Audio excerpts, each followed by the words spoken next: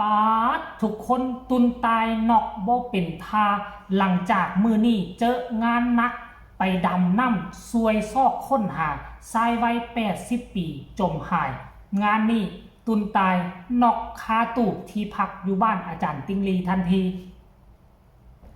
สวัสดี FC แฟนคลับทุกทานมาพบมาพ่อกันคลิปนี้จะพาทุกคนไปติดตามเยี่ยมยามถามข่าวเกี่ยวกับตุนตายเนาะตุนตายนี่ก็ทั้งเป็นความหวังหนึ่งของชาวเมืองล่องแจ้งของแขวงไส้สมบูรณ์ของสปป.ลาวของพวกเฮาเป็นคนเดียวที่กล้าเดินทางตัดสินใจมายังที่ประเทศไทยถึงแม้นว่าการเป็นอาสาสมัครในอนาคตเราก็จะฮู้ดีว่ามันบ่ได้เงินได้คำบ่มีเงินดำบ่มีเงินเดือนแถมยังได้เอาเงินนำเงินเดือนของตนเองบางครั้งออกช่วยเหลือผู้ยากไร้ด้วยซ้ำไปแต่ได้ความมักฮักด้วยใจมักฮักและมีอาจารย์ติงลีอาจารย์เก่งกาจเป็นต้นแบบเป็นไอดอลอยากเป็นคืออาจารย์อยากมีชื่อเสียงโด่งดังอยากช่วยเหลือสังคมอยากให้คนในสังคมนับหน้าสื่อตามาเพิงพาอาศัยเวลาที่เขาทุกข์ยากแสนเข็ญในเมื่อคิดได้จังสั้นตุนตายก็เดินทางเข้ามาอยู่ประเทศไทยแล้วมากับมาเจอบอลดีบอลดักเด้ท่านผู้ชมมาเจอม่องทีมีเวียกมีการมีงานตลอดเกือบ24 ชั่วโมงนอนแต่ละคืนนี่ตี 1ตี 2ตื่นแม่ตี 3ตี 4บางมื้อท่านผู้ชมแต่กับบ่วันบ่ไหวที่ผ่านมาเพิ่นกับบ่เคยแสดงอาการเมื่อยอ่อนล้าให้อาจารย์ติ้งลีเห็นแต่ว่ามื้อนี่เมื่อยอีหลีและท่านผู้ชมเพราะว่าเคสนี่น่ะไปค้นหากันอยู่ทางน้ำก่อนไปนี่อาจารย์ติ้งลีก็เฮ็ดคลิปออกมาสั้นๆพร้อมกับมีเรือของกู้ภัยมีนักประดาน้ำแต่ว่าครั้งนี้ก็ตุนตายก็คงจะบ่ได้ดำน้ำเทื่อก็คงจะเฮียนไปยังบ่ฮอดวาระการดำน้ำเทื่อแหละท่านผู้ชมแต่ว่าเห็นครั้งนึงแล้วเห็นตุนตายกับเพิ่นก็ไปเฮียนฝึกฝนล่อหลอมเกี่ยวข้องกับอุปกรณ์ดำน้ำแต่ว่ายังบ่ทันมีโอกาสที่จะดำน้ำจริงๆจังๆเทื่อก็คาดว่านี่เฮียนตัวอื่นไปก่อนท่านผู้ชมเดี๋ยวอีกจังน้อยก็คงจะได้ปฏิบัติตัวจริงเรื่องการดำน้ำแต่ครั้งนี้ถึงแม้ว่าตุนตายบ่ได้สวมชุดดำน้ำแต่เพิ่นก็ไปงมไปอยู่ใกล้ๆหั่นได้ท่านผู้ชมไปดึงไปลากไปอย่างต่างๆโอ้ไปกันตั้งแต่เช้าสัวจะไปค้นพบค้นเจอก็ได้ตามที่ค่อยเบิ่งแล้วน่าจะเป็นเขตหนองน้ำธรรมชาติเวลาช่วงฤดูฝนมากกับน้ำล้นยืงขึ้นมาหาเป็นบอนที่กระเจ้า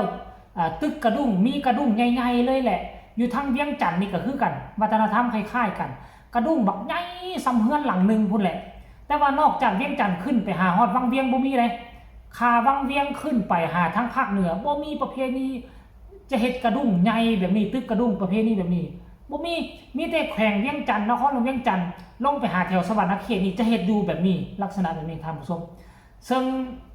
ไส้สูงวัยคนนี้ก็คาดว่าเพิ่นจะมาหาปูหาปลานั่นแหละด้วยความว่าเฒ่าว่าแก่ห่างกายก็โรยลิ้นโรยลาก็เลยพาตัวเองออกจากหนองน้ำนี่บ่ได้ละที่ล่ะก็เลยสูญหายไปเนาะทีมงานกู้ภัยเมตตาธรรมของอาจารย์ติ้งลีได้ครับ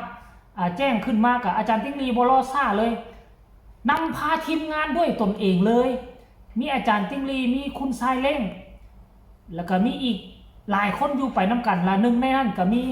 พระเอกของเมืองล่องแจ้งของเฮานั่นก็คือตุนตายท่านผู้ชมตุนตายไปนำโอ้ยมีเรือ3-4 ลำพุ่นไหนบ่แม่นว่ามี2-3กู้ภัยบ่ท่านผู้ชมอันนี้ค่อยก็บ่แน่ใจเนาะรายละเอียดจะเป็นแนวใดก็อยากให้ทุกคนไปชมคลิปนี้น้ำกันเนาะคลิปวินาทีก่อนจะออกเดินทางซึ่งอาจารย์ติ้งลีเพิ่นเป็นผู้เฮ็ดคลิปออกมาสั้นๆจะพาตุนตายไปเปิดประสบการณ์ทางน้ำครั้งแรกว่าเสน่ห์เรื่องเล่าจะเป็นได้ใดไปชมจากปากอาจารย์ติ้งลีเลยทุกคนเชิญวันนี้นะครับเราจะไปเปิดประสบการณ์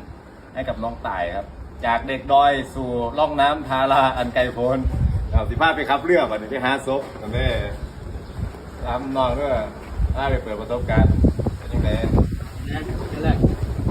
เต้นๆแล้วเคยลงน้ำมั้ยลงอยู่ลงยังลงไปหาปลานั่นเคยขับเรือกูให้วะบ่วันนี้ไปเปิดประสบการณ์เนี่ย15ไปขับเรือกูให้ไปภารกิจทางน้ำเนี่ยเตรียมตัวไว้ว่าจะลอยเนี่ยก็น้ำท่วมในวันนี้ ไปเต็มที่ เห็นบ่ล่ะทุกคนอันนี้คือเรื่องราวข้อมูลข่าวสารเกี่ยวข้องกับตุน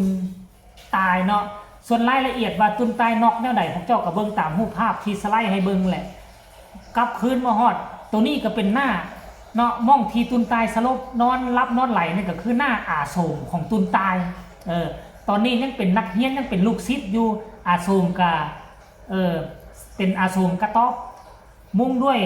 จากเนาะบ้านเฮาก็มุ่งด้วยหญ้าคาอ้อมด้วยไม้ไผ่ไม้เหี้ยอันนี้คือวิถีชีวิตของคนที่เป็นพระเอกขั้นว่าที่เป็นหนังไทยก็ได้หนังไทยบูฮานในพระเอกเวลาไปเฮียนกับอยู่น้ำอาจารย์กันอยู่กระต๊อบแบบซี่และทานผู้ชม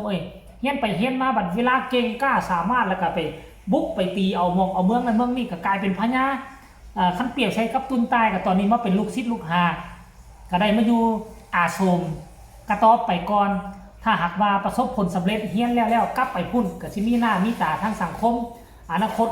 ก็จะได้กลายเป็นอาจารย์ทั้งฟังเล่ากับหากจะมีเงินซานบ้านซองอยู่ในอนาคตทุกคนต้องผ่านจุดนี้มาก่อนแหละทานผู้ชมเนาะอันนี้คือเรื่องราวข้อมูลข่าวสารค่อยเห็นแล้วค่อยก็ฮู้ซึกดีอกดีใจเนาะแทนตุนตายที่มีอาจารย์ติ้งลีแบบฮักหอมกันแบบน้องแบบนุ่งบ่มีกักวีซ่าอาจารย์ติ้งลีบอกว่านะเนาะในปรัชญาของอาจารย์ติ้งลีบอกว่านี่ผู้นำที่ดีต้องสร้างผู้นำรุ่นสืบทอดบ่แม่นว่าสิเหยียบสิกักความรู้ให้ตนเองเก่งผู้เดียวให้เขามานับถือตนเองเพียงแต่คนเดียวจักน้อยเท่าแก่ชราไปจากโลกนี้ไปบ่มีผู้ใดสืบทอดผู้นำที่ดีต้องสร้างผู้นำคนอื่นทดแทนอันนี้คือยกโป้ให้เลยเด้อท่านผู้ชม FC แฟนคลับเนาะเรื่องราวเรานี่ปรัชญาของอาจารย์ติ้งลีนี่คือสุดยอดสามารถเอามาเป็นบทเรียนได้เนาะค่อยก็จื้อไว้ในใจคือดีหมดแหละทุกสิ่งทุกอย่างที่อาจารย์ติ้งลีสอนอาจารย์ติ้งลีเว้าทุกครั้งที่ไล่สดทุกคำที่ออกจากปากบ่มีคำใดที่จะผิดพลาดและพยายามเฮ็ดทุกสิ่งทุกอย่างบ่ไปพลาดพิงผู้ใดแม้กระทั่งเขาที่เว้าให้ตนเองก็จะอาจารย์ติ้งลีบ่พาตนเองออกจากจุดนั้นบ่ตกเข้าไปในกงกรรมกงเกวียนบ่ตกเข้าไปในวงเวียนของดราม่าของผู้อื่นบางครั้งการเป็นดราม่าเขาก็วางกับดักไว้คันเฮาตอบโต้ย่ามใดเมื่อนั่นแหละเจ้าสิออกจากวงเวียนนั้นได้ยากท่านผู้ชมอันนี้ก็เอามาฝากเอามาต้อนกันเพียงซ้ำนี้ก็แล้วกันเด้อ FC แฟนคลับผู้ใดคิดว่าคลิปนี้ตุนตาเฮ็ดได้ดีก็สามารถกดไลค์กดแชร์ให้กำลังใจได้ไปมีคำคิดคำเห็นก็ส่งข่าวมาได้ทางใต้คอมเมนต์สำหรับคลิปนี้บ่หลายใหญ่ห่างขอลาท่านผู้ชมไปอาบน้ำอาบในแล้วก็จะไปกินข้าวกินน้ำมื้อนี้ได้อาหารแพงโลละ150,000สิไปใต้ก็เมื่อยไปซื้อเอาตั๊กแตนมื้อนี้โอ้โหคักแน่นอนท่านผู้ชมผู้ใดมักกดไลค์กดแชร์มากกันแล้วกันสบายดี